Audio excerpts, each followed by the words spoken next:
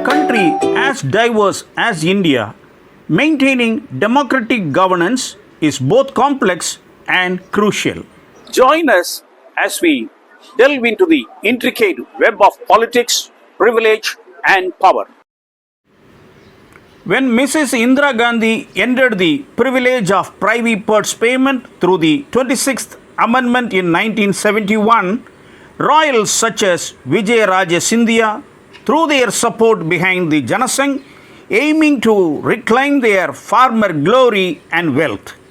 Maintaining democracy presents significant challenges as true democratic governance resembles an inverted pyramid. Britishers administered India with bureaucrats and Maharajas. However, governing the country through bureaucrats and handpicked Maharajas is perceived as easier than being held accountable by elected representatives in parliament. Their strategy involved religious fundamentalism, a tactic successfully employed by BJP in bringing Mr. Modi to power. Over the course of successive 5-year plans, Nehru and Mrs. Indira Gandhi contributed to the growth of national assets. The emergence of neo-Maharajas is only possible through the liquidation of national wealth and its transfer into private hands.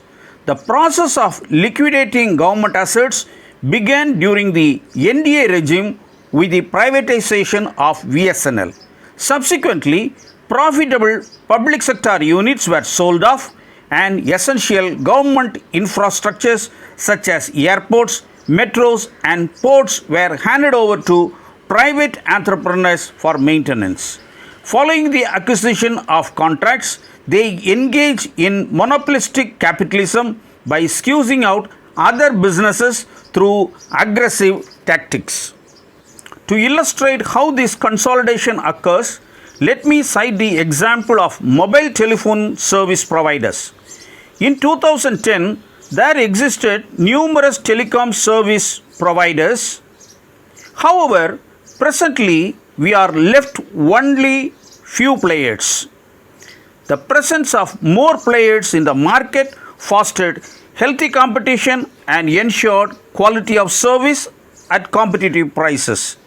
The state-owned BSNL, which held 22% market share in the mobile telephony business in 2010, now sees its share reduced to 7.94%, attributed to the deliberate withholding of access to 4G and 5G networks by the NDA government under Mr. Modi, effectively crippling its competitive edge.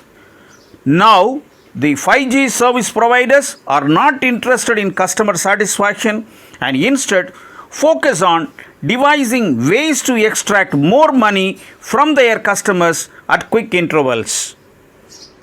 In ancient times, the royals levied taxes to provide protection to the people through their armies. However, today's neo-royals exploit their position by monopolizing service charges at exorbitant rates. These monopolistic capitalists have even surprised the industry giants like Amazon by covertly transforming Big Bazaar into Smart Bazaar through the acquisition of Kishore Biyani's future coupons. Ambani's ability to accomplish this is attributed to his close ties with Mr. Modi, the so-called Vishwaguru. Under Mr. Modi's patronage, these neo-royals are granted authority to manage forest for private interest, as evidenced by recent events such as Anand Ambani's wedding, where ambitions to house wild and endangered animals in Jamnagar threatens to undermine India's wildlife laws and regulations. Vishwaguru is a Sanskrit term meaning global teacher. During the tenure of the UPA government under Dr. Manmohan Singh, significant strides were made with the introduction of the Right to Information and Right to Education Acts. However, the concept of the global teacher seeks to perpetuate a romanticized narrative of India's illustrious past while obscuring rational discourse. Should this Vishwaguru regain power, it risks metamorphosing into a Rajarishi, a figure wielding absolute authority. This Rajarishi would handpick and appoint a select group of business elite to govern India, plunging the nation into regressive era reminiscent of the 15th century. Under this paradigm, the right to worship would not only be denied to the religious minority communities but also to socially marginalized natives of India like the Dalits and Adivasis. In this hypothetical scenario, with Modi assuming the role of Rajarishi, power would be concentrated in the hands of a privileged few, facilitated by a compliant bureaucracy. The parliament, reduced to a mere ceremonial chamber, would resemble a darbar hall where the Rajarishi brandishes his scepter on auspicious occasions, accompanied by the chanting of Ahoris reciting the praises of Rajarishi in prose. Gandhiji waged a battle for liberation from the British monarchy to ensure that individuals could rightfully access their entitlements. However, a concerning reversal is currently underway under the guise of the Vishwaguru.